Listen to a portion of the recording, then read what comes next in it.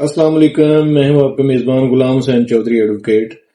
آج کا ہمارا موضوع ہے 499F کے جو FIR کے اندراج ہوتے ہیں۔ پارٹیز جو ہیں وہ بزنس مین لوگ جو ہوتے ہیں وہ مختلف لوگوں کو اپنے بزنس کے سلسلے میں ایک چیک دے دیا، پھر دوسرا دے دیا، پھر تیسرا دے دیا۔ پیمنٹ کی شارٹیج کی وجہ سے وہ جب ٹائملی پیمنٹ نہیں دے سکتے پارٹیز کو، تو جن لوگوں کے پاس چیک ہوتا ہے وہ کیا کرتے ہیں کہ پہلے ایک چیک جو ہے وہ پولیس کو دیا، بینک میں دیا، پہلے اس کو میمو لگوایا اور اس کے بعد اس کی FIR درج کروا دی۔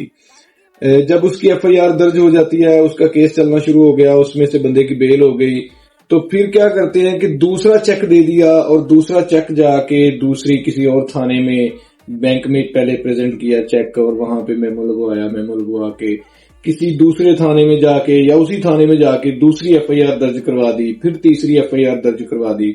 اور جبکہ وہ چیک جو ہیں وہ اسی ٹائم پہلی FIR کے اندراج کے ٹائم اس کے پاس چیک ہوتے ہیں 2 یا 3 یا 4 جتنے بھی ہوتے ہیں۔ تو یہ مس یوز آف لا ہے۔ اگر ایک بندے کے پاس ایک ٹائم پہ 3، 2 یا 4 چیک موجود ہیں تو وہ سارے چیک ایک ہی FIR میں درج کروائے گا، ایک ہی دفعہ بینک میں پیش کرے گا، اس کے بعد ایک ہی بار ایک ہی FIR اندراج کروائے گا۔ یہ تو ہے اصلی صحیح اور قانونی طریقہ، کریکٹ وے ہے FIR کے اندراج کا۔ اگر کوئی بندہ ایک چیک دے کے ایک FIR کرواتا ہے، پھر دوسرا چیک دے کے بعد میں 2 مہینے بعد 6 مہینے بعد دوسری FIR بھی کروا دیتا ہے، تو یہ بہت کلیئر ہے کہ اس نے مس یوز آف لا جو ہے وہ اس کے زمرے میں آ گیا کہ اس نے لا کا مس یوز کیا ہے۔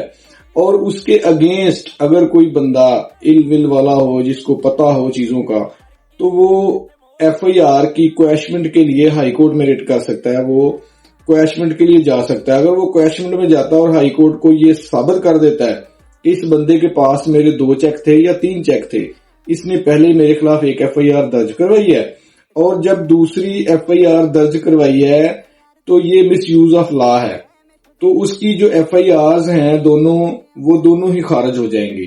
یہ بہت سے لوگ ایسا کرتے ہیں یہاں پہ ہمارے معاشرے میں بندے کو تنگ کرنے کے لیے، اور پہلے ایک FIR کروا دی، اس کے بعد دوسری FIR کروا دیتے ہیں، پھر تیسری FIR کروا دیتے ہیں۔ ایون جو اصلی اور صحیح راستہ ہے وہ یہ ہے کہ آپ کے پاس جتنے بھی چیک ہیں وہ ایک ہی دفعہ بینک میں پیش کریں اور ایک ہی دفعہ پولیس میں لے کے جائیں اور ایک ہی اپلیکیشن میں وہ سارے چیک جو ہیں وہ ان کا اندراج کریں اور اندراج کرنے کے بعد ایک ہی FIR کروائیں۔ یہ اصلی اور صحیح طریقہ ہے۔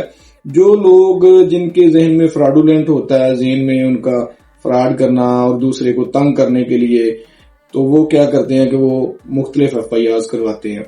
اور اگر کوئی بندہ جاننے والا ہو تو وہ اس کو کویشمنٹ میں جائے اور اس کی ساری FIR جو ہیں وہ خارج ہو سکتی ہیں۔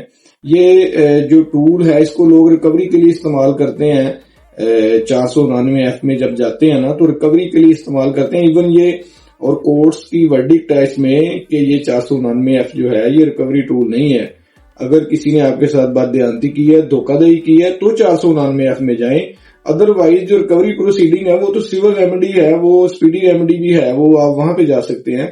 499F کا آج کل ہمارے معاشرے میں بہت غلط استعمال ہو رہا ہے، تو 499F کے لیے جب آپ FIR کروانے کے لیے جائیں تو بہت سوچ سمجھ کے اچھے طریقے سے پہلے جانچ پڑتال کریں، اس کے بعد FIR کروائیں، اس کے بعد اپلیکیشن لکھیں۔ Thank you very much.